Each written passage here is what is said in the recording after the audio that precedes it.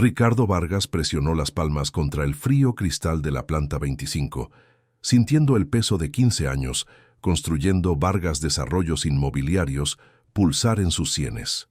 A sus 42 años, observaba Madrid extenderse como alfombra de hormigón y promesas que en pocas horas quizás no serían suyas. El reflejo en el cristal mostraba un hombre de traje impecable y ojeras profundas. Llevaba una semana sin dormir bien desde que la carpeta con los documentos originales desapareció. La voz de Marta llegó por la puerta entreabierta, cargada de preocupación que 10 años de convivencia no lograban disimular. «Ricardo, los abogados han llegado. El doctor Esteban Ruiz está en la sala de reuniones». Él se giró, ajustó la corbata y sintió el estómago encogerse.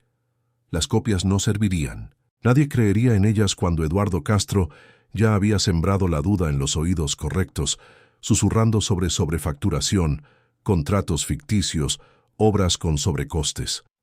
El rival sabía golpear donde dolía. En la sala de reuniones, el doctor Esteban Ruiz hojeaba papeles con la expresión sombría de quien ya había librado batallas perdidas.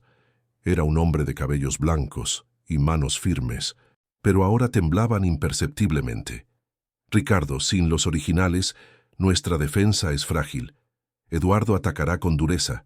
Los inversores ya están nerviosos y los bancos». Hizo una pausa pesada.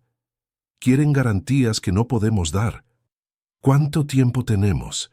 La voz de Ricardo salió más ronca de lo que pretendía. «La reunión es a las 4. Son El doctor Esteban Ruiz miró su reloj de pulsera. «Las 11:30. Nos quedan 4 horas y media para un milagro».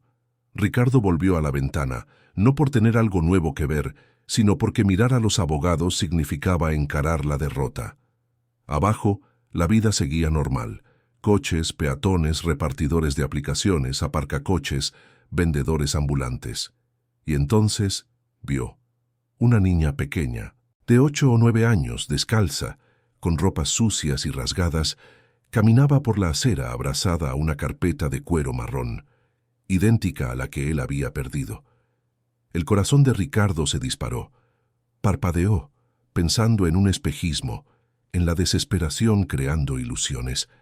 Pero la niña seguía allí, apretando la carpeta contra su delgado pecho, como quien protege un tesoro. «Marta». Su voz atravesó la oficina con urgencia. «Marta, encárgate de la reunión, voy a bajar ahora». No esperó respuesta, no esperó el ascensor. Bajó los 25 pisos de escaleras con el corazón latiéndole a 1000, el traje pegándose a su espalda por el sudor, la corbata arrancada en el 10º piso. Al empujar la puerta de salida, el sol de la mañana lo cegó por un segundo. La niña estaba allí, parada en la esquina, mirando escaparates con esa expresión de quien observa un mundo del que no forma parte. La carpeta seguía pegada a su pecho. Ricardo se aproximó despacio, controlando la respiración, las manos temblándole. No podía asustarla. No podía perder esa oportunidad. «Hola». Su voz salió suave, cuidadosa. «¿Todo bien?». La niña se giró en un reflejo defensivo, sus ojos oscuros evaluando cada milímetro de él. Eran ojos demasiado viejos para aquel rostro, ojos que ya habían visto demasiado, que habían aprendido temprano a desconfiar. «No quiero nada». Su voz era fina pero firme. «No he hecho nada malo». Lo sé, lo sé». Ricardo levantó las manos, palmas abiertas. «No te estoy acusando de nada. Solo quería... Esa carpeta que sostienes es mía». Los brazos de la niña apretaron aún más el cuero gastado. «La encontré. Es mía ahora». «Por favor, no lo entiendes. Necesito mucho esos documentos. Son importantes. Son...». Tragó la frustración. Respiró hondo. «Mira, pareces tener hambre. ¿Qué tal si nos sentamos, comemos algo y conversamos? Sin presión, solo conversar». La desconfianza seguía estampada en aquel rostro sucio de polvo y tiempo. Pero Ricardo vio algo más. Vio hambre, vio cansancio, vio a una niña que cargaba el mundo a sus espaldas y no tenía 8 años. ¿Comida de verdad? La pregunta llegó después de un largo silencio. ¿No es un engaño? Comida de verdad, lo que quieras. La niña miró a los lados, calculando rutas de escape, midiendo riesgos. Finalmente asintió con la cabeza. Vale, pero la carpeta se queda conmigo. Se queda contigo. Caminaron lado a lado, un empresario sin corbata y una niña de la calle, hasta la cafetería del edificio adyacente. Ricardo pidió una hamburguesa completa, patatas fritas, zumo de naranja. La niña lo devoró todo con la urgencia de quien no sabe cuándo será la próxima comida. Él solo observaba, sintiendo un nudo en el pecho que no tenía nombre. Cuando terminó y se limpió la boca con el dorso de la mano, finalmente lo miró con menos desconfianza. Mi nombre es Ricardo. ¿Cuál es el tuyo? Julia. Julia. Repitió el nombre como quien sostiene algo frágil. Julia, ¿dónde vives? En ningún sitio. La respuesta llegó sin peso, como si fuera lo más normal del mundo. Duermo donde puedo. Plaza, paso elevado, cuando hace frío intento encontrar algún lugar cubierto. ¿Y tus padres? Mi madre murió hace mucho tiempo. A mi padre nunca lo conocí. Julia removió las patatas fritas que sobraban. Aprendí a apañármelas sola. Ricardo sintió un nudo en la garganta. ¿Cuántas veces había pasado junto a niños así en la calle sin verlos realmente? ¿Cuántas veces había desviado la mirada, demasiado ocupado con hojas de cálculo y contratos? Julia, esa carpeta. La necesito mucho. Hay documentos importantes dentro, documentos que prueban que no hice nada malo. Sin ellos, voy a perder todo lo que he construido. Ella lo miró con aquellos ojos viejos. ¿Y qué gano yo con esto? La pregunta era justa, brutal, pero justa. ¿Qué quieres? Julia pensó. No fue una reflexión rápida. Fue una niña que quizás por primera vez podía negociar algo de valor y estaba sopesando cada palabra. Quiero ir al colegio, de verdad, no de esos que solo dan comida y te mandan a casa. Quiero aprender a leer bien, a hacer cuentas, esas cosas. Quiero un lugar para dormir que no sea un banco de plaza. Y quiero comida todos los días, no solo cuando alguien siente pena. Ricardo sintió un ardor en los ojos. Tendrás todo eso. Colegio privado, el mejor que consiga. Casa, comida, ropa, todo. Lo prometo. Los adultos prometéis muchas cosas. No soy cualquier adulto. Y tú, Julia, no eres cualquier niña. Podías haber desaparecido con esa carpeta, podías haberla tirado, pero la guardaste. Eso dice mucho de quién eres. Julia aferró la carpeta con fuerza, pensativa. Luego, despacio, abrió la cremallera y espió dentro. Papeles, muchos papeles con letras diminutas que ella no sabía leer. ¿Esto vale mucho? Lo vale todo. Cerró la carpeta y la deslizó por la mesa. Las manos de Ricardo temblaron al tocar el cuero. La abrió, la hojeó rápidamente y al ver el contrato principal intacto, las lágrimas finalmente escaparon. Gracias, Julia, muchas gracias. Cumplirás la promesa. Contempló a aquella niña pequeña, sucia, hambrienta, que acababa de salvar todo lo que él tenía. Y en ese instante, Ricardo Vargas se dio cuenta de que ella no solo había salvado la empresa, había salvado algo en él que moría sin que él lo percibiera. La cumpliré. Cada palabra. La planta 26 nunca había parecido tan intimidante. Ricardo entró en la sala de reuniones a las 15:55, la carpeta recuperada bajo el brazo y Julia al cuidado de Marta abajo, quien la miraba con asombro y ternura mientras le ofrecía chocolate caliente y un oso de peluche que guardaba en el cajón desde hacía no sabía cuánto. Eduardo Castro ya estaba sentado, impecable en su traje gris italiano, con la sonrisa depredadora apenas disimulada. A su lado 3 abogados caros y 2 representantes de los inversores, hombres de expresiones duras que solo entendían un lenguaje: resultados. Ricardo, Eduardo ni siquiera se levantó. Puntual como siempre, resolvemos esto ya. El tiempo es oro y por lo visto te estás quedando sin ambos. Ricardo colocó la carpeta sobre la mesa con deliberación. El sonido resonó en la sala silenciosa. Documentos originales, todos, contratos, recibos, comprobantes de pago, todo lo que probaba mi inocencia y que misteriosamente desapareció la semana pasada. La expresión de Eduardo tembló. Fue imperceptible, pero tembló. Cualquiera hace copias, Ricardo. No son copias. El contable de los inversores, un hombre delgado con gafas finas, tiró de la carpeta y empezó a examinarla. Papel timbrado original, firmas reconocidas ante notario, sellos oficiales datados. Estos son los originales. El silencio que siguió fue pesado como el hormigón. Eduardo se removió en la silla, con la mandíbula apretada. El contable tardó 40 minutos en analizar cada página, 40 minutos durante los cuales Ricardo sintió el corazón latir en cada segundo, durante los cuales Eduardo perdió progresivamente el color, durante los cuales el doctor Esteban Ruiz se permitió una sonrisa discreta. Todo en orden. La voz del contable cortó la tensión. Obras ejecutadas conforme al presupuesto, pagos documentados, sin ninguna irregularidad. Las acusaciones no tienen fundamento. Los representantes de los inversores se miraron entre sí. El más mayor, de pelo canoso y corbata roja, asintió con la cabeza. Ricardo, no solo mantenemos la inversión, sino que la vamos a ampliar un 20%. Has demostrado tener integridad incluso bajo presión. Es el tipo de socio que buscamos. Eduardo se levantó bruscamente, la silla arrastrándose por el suelo. ¿Vais a creer en unos papeles que han aparecido mágicamente? Vamos a creer en documentos legítimos que tú, aparentemente, intentaste hacer desaparecer. El inversor no desvió la mirada. Creo que es mejor que te retires, Eduardo.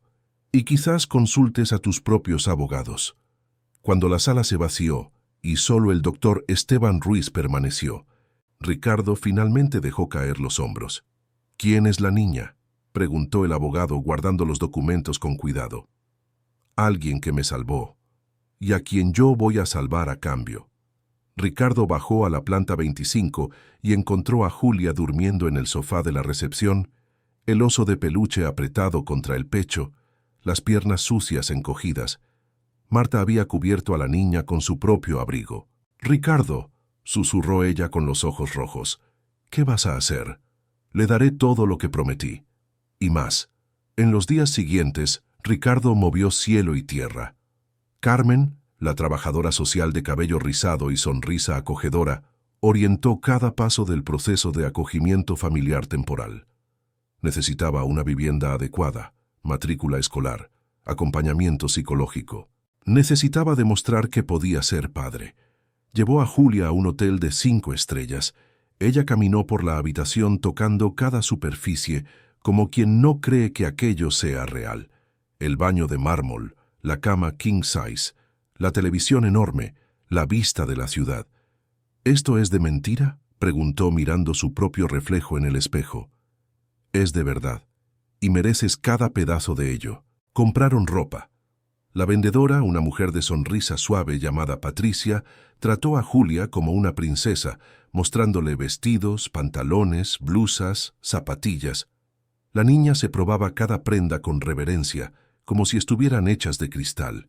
Cuando Julia salió del probador con un vestido azul y unas zapatillas blancas nuevas, miró a Ricardo con ojos brillantes. «Estoy guapa. Estás preciosa. Siempre lo has sido, solo que ahora el mundo entero puede verlo». La directora Elena, del Colegio Santa Isabel, los recibió a ambos en su despacho repleto de libros y plantas. Era una mujer de mediana edad, mirada amable y voz firme. «¿Julia todavía no está alfabetizada?», preguntó sin juzgar. «Aprendí un poco en la calle», respondió Julia con la voz pequeña. «Pero no mucho. Entonces le enseñaremos. Marina, nuestra mejor profesora de alfabetización, se encargará de ti. Y tenemos clases de apoyo después de las clases. No te quedarás atrás, querida». Ricardo Vargas compró una casa en el barrio de Conde Orgaz. 3 habitaciones, un jardín con árboles, una cocina amplia y luminosa. Mientras esperaban la mudanza, vivieron juntos en su apartamento. Ricardo aprendió a preparar el desayuno. Julia aprendió a confiar. Él le leía cuentos infantiles antes de dormir, y ella, poco a poco, dejó de despertarse gritando a mitad de la noche. Un mes después, Ricardo estaba en la oficina cuando Marta anunció una visita inesperada. Eduardo Castro entró con la expresión de quien guardaba todas las cartas. «Ricardo, necesitamos hablar, en privado». Cuando se quedaron a solas, Eduardo colocó una carpeta sobre la mesa. Contraté a un investigador. Descubrí cosas interesantes sobre tu nueva hijita. El estómago de Ricardo se heló. Julia es hija de Marina Santos. ¿Te acuerdas de ella? Tu exasistente administrativa, despedida por causa justificada hace 2 años por filtrar información confidencial a la competencia. La misma Marina que juraba ser inocente y que murió 6 meses después en circunstancias bastante trágicas. ¿Qué quieres, Eduardo? Quiero el 40% de Vargas Desarrollos Inmobiliarios, por la mitad del valor de mercado, y a cambio, esa información no se filtra a la prensa. Imagina el escándalo. Empresario adopta a la hija de una empleada a la que él mismo despidió y destruyó. La narrativa se escribe sola. Ricardo sintió la rabia subirle caliente por la garganta. Sal de mi oficina. Piénsalo bien, Ricardo. Tu reputación no va a sobrevivir. Los inversores huirán. Todo lo que has construido se derrumbará. ¿Y la niña? Ella descubrirá que destruiste a su madre.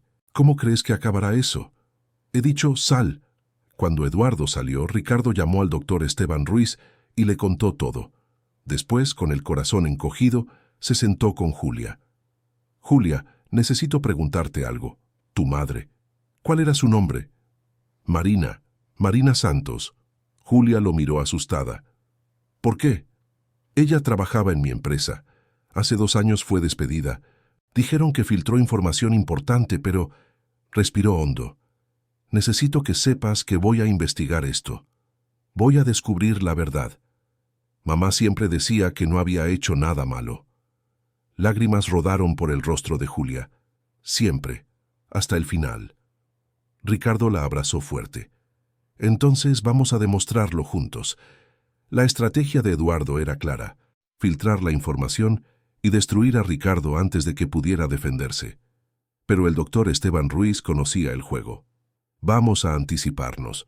Vamos a contar la historia a nuestra manera, con total transparencia. La verdad es la mejor defensa. Ricardo asintió, aún sabiendo el riesgo. Una semana después, el titular estalló en el principal diario económico del país.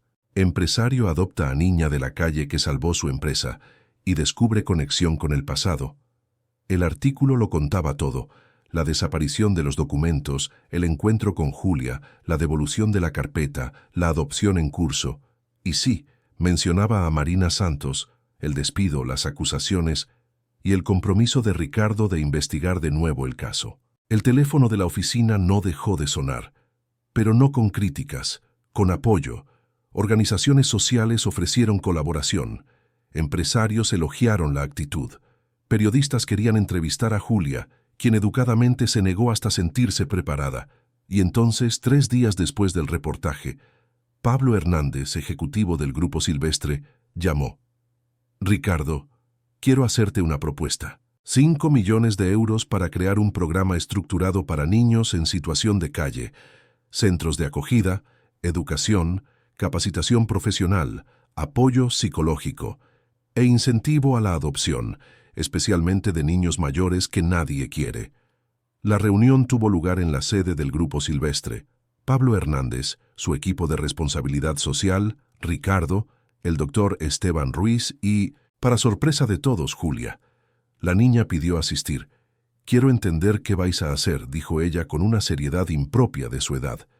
Cuando presentaron el proyecto, completo con planos de centros de acogida, currículo escolar y estructura de acompañamiento familiar, Pablo se volvió hacia Julia. «Tú serías la embajadora del proyecto. Tu rostro, tu historia. ¿Qué te parece?», Julia pensó. Todos esperaron. «Acepto. Pero con una condición: tiene que haber una familia de verdad al final. De nada sirve solo dar casa y comida y dejar a los niños solos cuando crecen. Tiene que haber alguien que ame». Los adultos presentes en la sala sintieron el peso de aquellas palabras. Pablo asintió con los ojos brillantes. «Tienes razón, vamos a garantizarlo. Cada niño tendrá acompañamiento hasta encontrar una familia, no importa cuánto tiempo lleve». 6 meses después, en la Real Casa de Correos, el proyecto Julia fue lanzado oficialmente. Autoridades, empresarios, representantes de organizaciones sociales. Y en el centro, una niña de 10 años, alfabetizada, vestida con elegante sencillez, que subió al micrófono sin miedo. Mi nombre es Julia. Hace 6 meses vivía en la calle. No tenía nada. Hoy tengo padre, casa, escuela y un futuro. Pero hay miles de niños todavía ahí fuera. Este proyecto no es sobre mí. Es sobre todos ellos. Cada niño merece una oportunidad. Cada niño merece una familia. Tuve la suerte de encontrar a alguien que cumplió su promesa. Ahora es nuestra obligación dar esa misma suerte a otros. El auditorio estalló en aplausos. Ricardo, sentado en la primera fila, no pudo contener las lágrimas. En 6 meses, 200 criaturas salieron de las calles, todas en hogares temporales, recibiendo educación, acompañamiento. 50 ya habían sido adoptadas. Las historias se multiplicaban. Parejas que siempre quisieron hijos, familias que abrieron sus brazos, personas solitarias como Ricardo que descubrieron un propósito. La investigación sobre Marina Santos reveló lo obvio. Era inocente.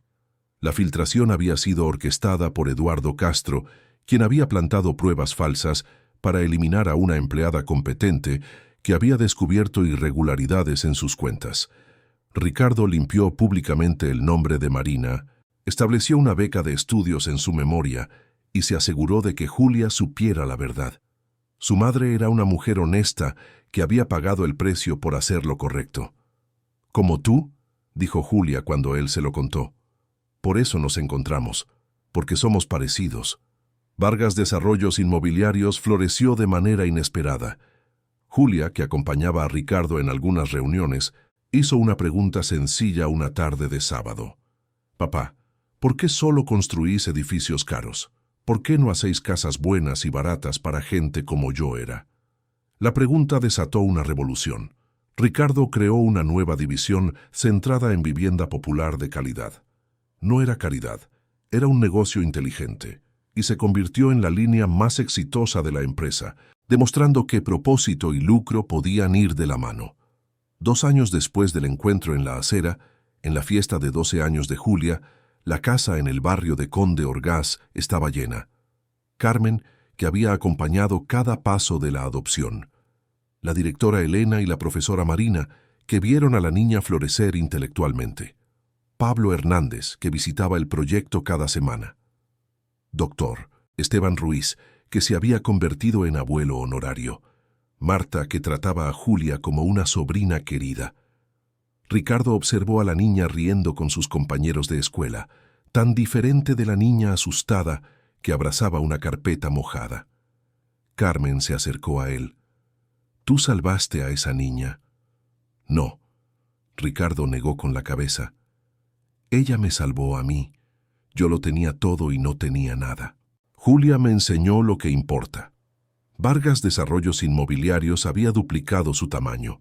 El proyecto Julia atendía a más de 1000 niños, pero para Ricardo el éxito real se medía en cosas más pequeñas: el desayuno diario, las reuniones de padres en la escuela, los deberes en la mesa de la cocina, las cenas donde Julia contaba sobre el día y él realmente escuchaba. Julia había decidido que sería arquitecta, pero con un enfoque en proyectos sociales. Quería construir casas dignas para quienes siempre vivieron en la indignidad. Ricardo no se sorprendió. 5 años después del primer encuentro, padre e hija volvieron a la planta 25 de la oficina, donde todo había comenzado. Julia, ahora con 14 años, estaba haciendo un trabajo escolar sobre emprendimiento social. «¿Fue aquí donde me viste?», preguntó mirando por la ventana. «Sí, estabas ahí abajo abrazada a esa carpeta como si tu vida dependiera de ella». Dependía, solo que aún no lo sabía. El proyecto Julia se estaba expandiendo a 10 ciudades españolas. Había planes para América Latina. Julia sería socia formal de la empresa tan pronto como concluyera la universidad, al mando de la División de Responsabilidad Social. Fueron a la misma cafetería del edificio adyacente que el primer día. El mismo camarero seguía trabajando allí. «Vosotros», el hombre sonrió al reconocerlos. «La niña de la carpeta. Oye, todo el mundo aquí sabe la historia. Eres famosa. No quiero ser famosa. Julia tomó su hamburguesa.